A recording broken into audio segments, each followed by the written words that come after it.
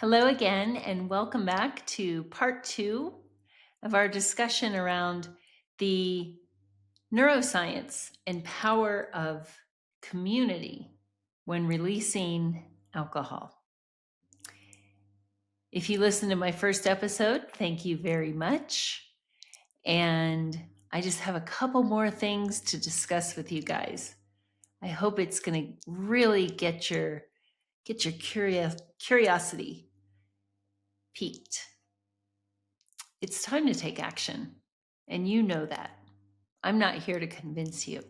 I'm here to empower you. So let's move forward. Let's talk about relapse, return to use, as we call it here at AFL, a reset. It means going back to drinking. If you're listening to this, you are familiar with that miserable cycle. There were so many times that I was done. I was really, really done this time. And then I'd find myself doing it again. And it was worse. Somehow it always got worse. That caused me a lot of shame and guilt. And I beat the hell out of myself about it. Now I understand the science of addiction. I understand the progression of alcohol use disorder. And it makes total sense as to why it kept getting worse. Thankfully, it didn't get as far as it wanted to, because alcohol use disorder, it can take us all the way down. So wherever you are today, I hope you can find some gratitude in the fact that it hasn't taken you there yet. It might feel like it sometimes, but you still have breath in your lungs. My drinking got to a place I never expected, and it could have been so much worse. And I'm grateful that it didn't. And sometimes I'm not sure how it didn't, but I was a very busy mother, and I was able to keep it somewhat together. I wish I'd had Project 90. I wish it had been around then. And it's around today for you. So let's talk about that relapse thing. An article in the National Institute of Health estimates that individuals who attempt alcohol cessation on their own relapse at a rate of up to 80%. 80%. I felt like I was in that kids' game of chutes and ladders. Maybe you can relate. I'd feel like I was climbing the ladder. You know that ladder on the chutes and ladders game? And then I'd roll the dice wrong and I'd be on the chute, the one that takes you all the way back down. And I remember being a kid, and sometimes I'd have the stick-to-itness to start playing again and slowly climb up those ladders. Sometimes I'd throw a tantrum and give up. I was so discouraged.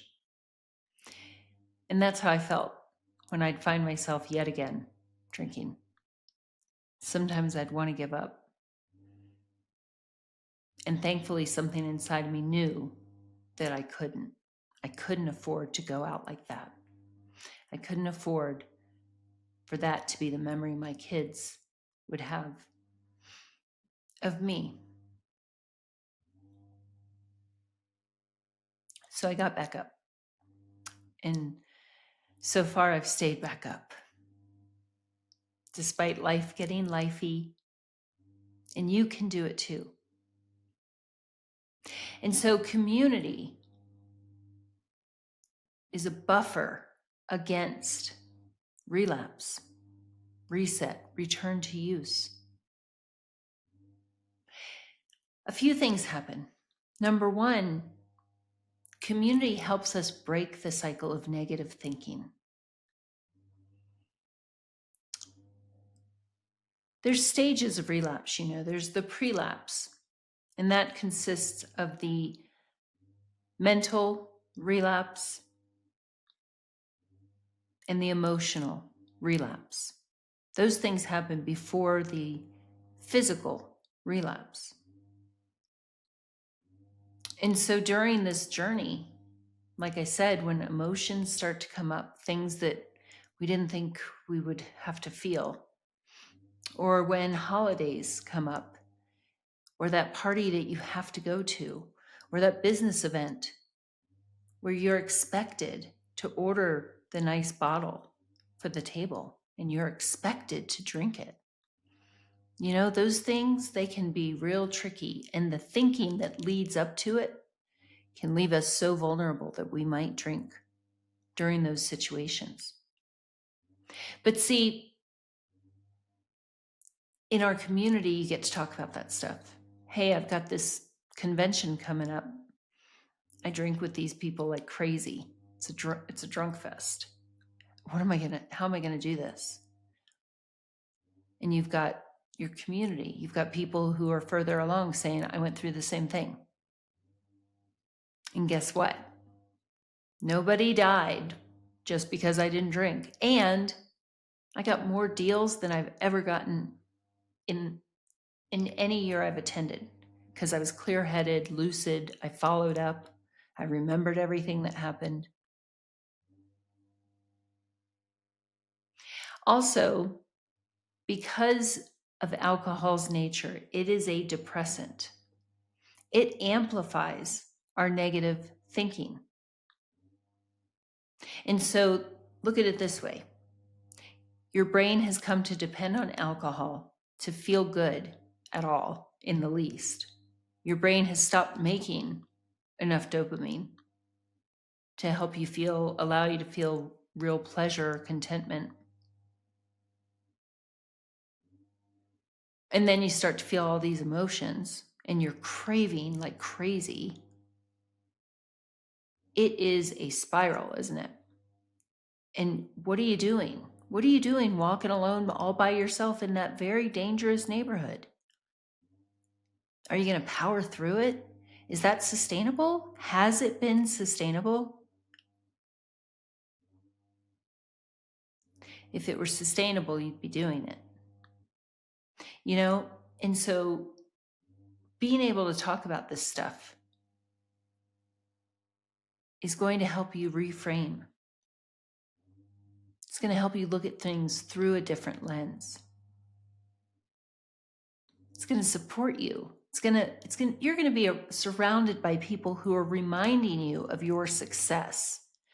I don't know about you, but when I first stopped drinking, I was surrounded by people who told me how much I'd screwed up and how they didn't believe it for real. And it's okay. I don't blame them for saying those things. But it was tough. And when I was trying to do it on my own, it was enough to convince me that I may as well just get it over with and drink. And so aside from the emotional support, you get practical solutions. How do we deal with triggers? They're going to happen. Let's stop running away from them.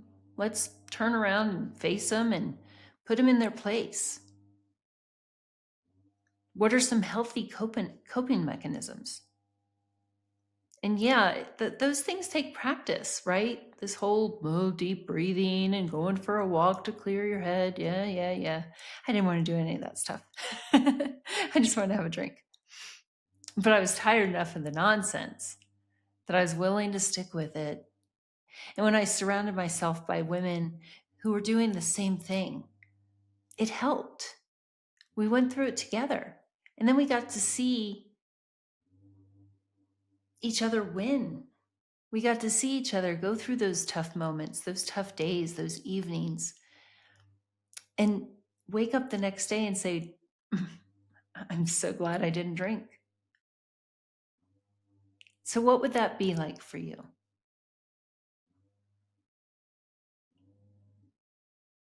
Could be a relief. Finally, someone gets me. Someone's supporting me and cheering me on instead of shaking their head and going, yeah, right, like you're going to stick to it.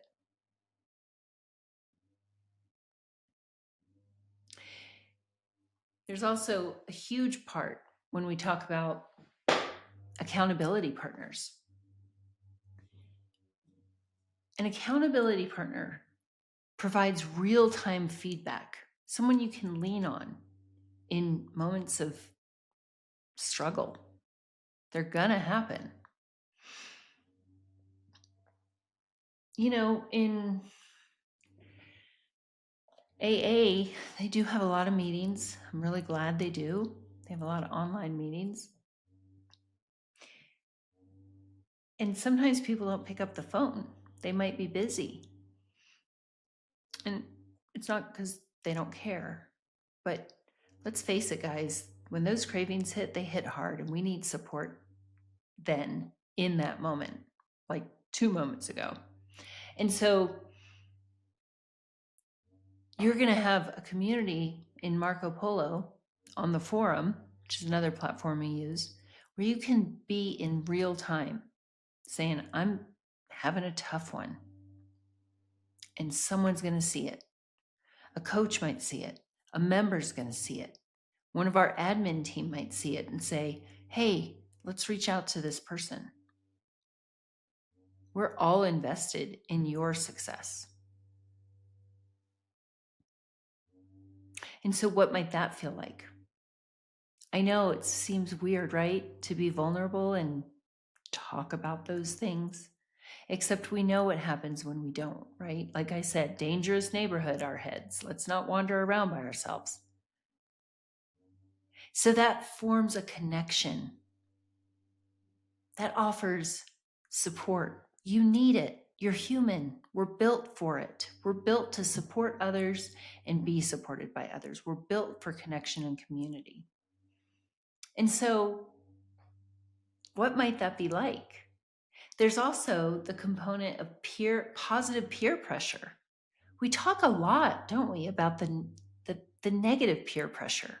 And it's crazy, as strong and successful and smart as our members are, and I get it, when it comes to the peer pressure to have a drink, we all kind of just revert to like those scared kindergartners on the playground, right? Do people like me? Do I fit in? So, plot twist, in here you get the positive peer pressure, right? You get people showing you that it is cool, it is a badass thing to take on alcohol and win. It's really cool to learn how to regulate your emotions, how to learn to not have those outbursts all the time. And because we're all high achievers, we expect you to stay on track. This isn't, some amateur hour. We're serious about this. And the people who are selected, who are invited into our program, are serious. They're not here to play around. They're done playing games. They're done. They've tried so many things and they're finished. And so you're going to level up, even if you don't feel like it all the time. You're going to level up because people are counting on you and you're counting on them. And so it taps into the human desire to meet social expectations, keeping you aligned with your goal. That's pretty amazing.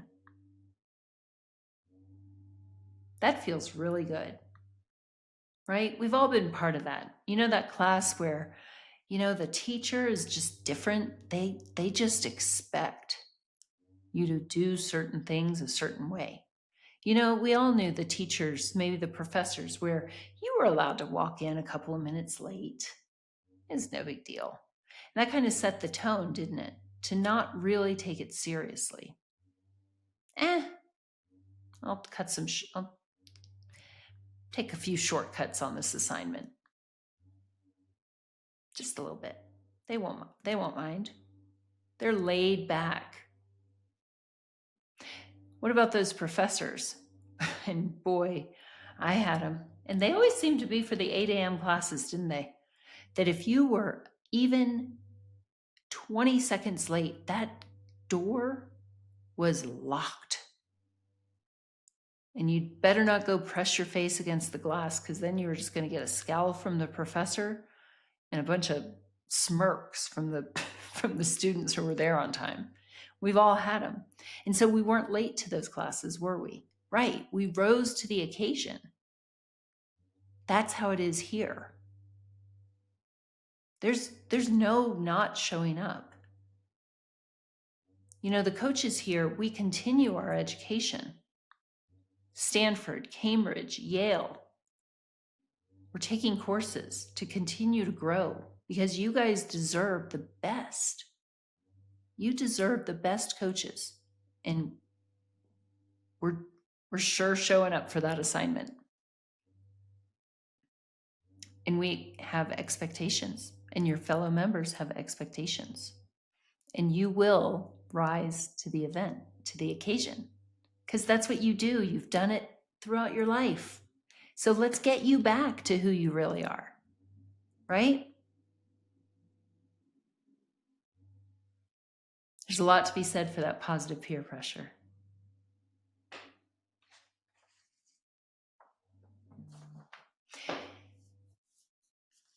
So in closing, you know, can I say that releasing alcohol is easy? No.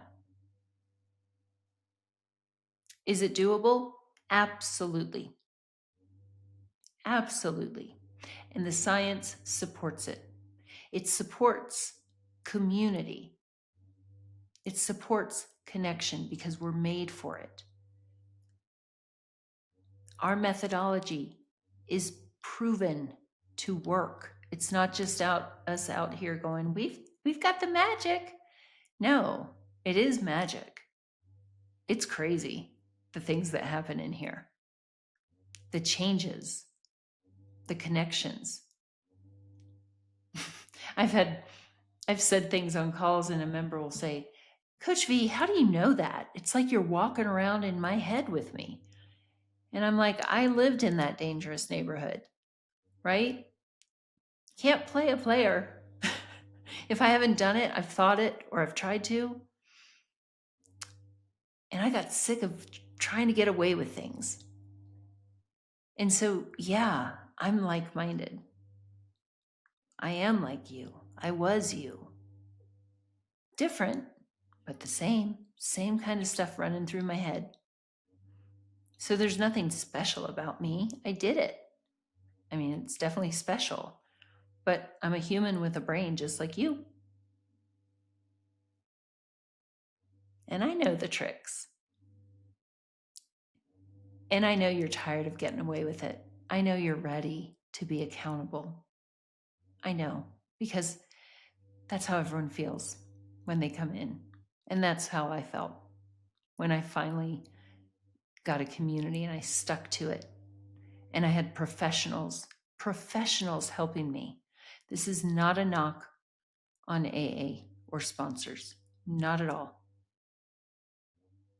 I'm grateful for the time I spent there. It has helped members of my family achieve long-term sobriety. No knock on it. But there was something about having a pro hold me accountable, help me understand why I was the way I was, and most importantly, what I could do about it, how I could come home to myself and be the real me. It's the most worthwhile time I've ever spent. And I think this could be for you. So again, if you didn't do it the first time, that part 1 of this series, go ahead and do it now. You have nothing to lose, except hangovers, nausea, headache, shame, embarrassment, stained shirts. Oh, I always stain my shirts because I was that red wine lady. Ah, so many shirts wasted. You won't lose your shirt. All right, guys, thanks for tuning in. I appreciate you. I hope I get to work with you. Until next time, take great care and have an awesome day.